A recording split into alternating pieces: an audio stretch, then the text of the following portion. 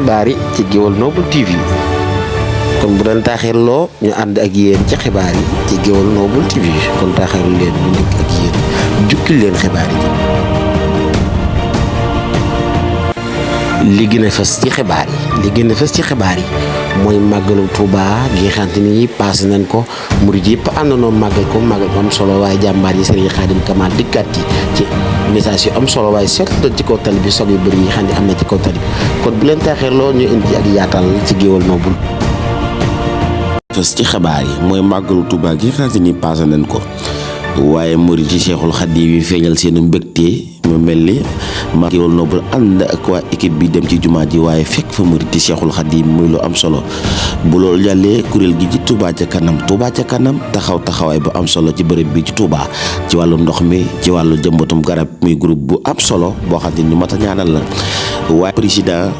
njiitul réew mi Diomaye Faye ci taxawaay bu am solo bi nga xam ni taxaw na ko ci bërëb bi ci Touba kër gi di Gueweul Noble TV seetlu ko mu mat a jaajëfal bu loolu jàllee ñuy jaajëfal bu baax sapeur pompier ak police bi nga xam ni taxaw nañ taxawaay bu am solo ci bërëb bi Touba waaye ci bërëb bi di màggal Touba di màggal gi nag jàmbaar ji dikkaat ci muy Serigne Khadim Kamal bu màggal Touba jub see ak bu màggal Touba yegg see dina indaat ay dénkaan ci Cheikhul Khadim waaye soññaat njaboot gi nga xam ni aju nañ ci moom muy lu am solo waaye bu loolu jàllee seetlu nañ bu baax soog yi nga xam ni am na ci yoon wi soog yooyu nag ñu mat cee war cee indi ab taxawlu war cee indi ab seetlu ci wàllu safoor si waaye war cee indi ab seetlu ci wàllu client yi bu oto yi feesatee ñuy wàcc di xaar beneen waaye safoor si ñuy nelaw bu baax te wut secours muy lu am solo waaye nag jàmbaar ji nag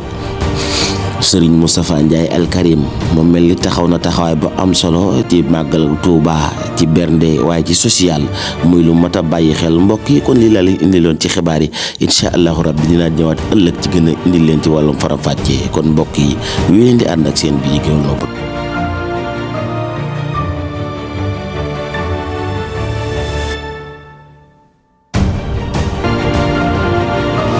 xibaar yi ci Gueweul Noble TV.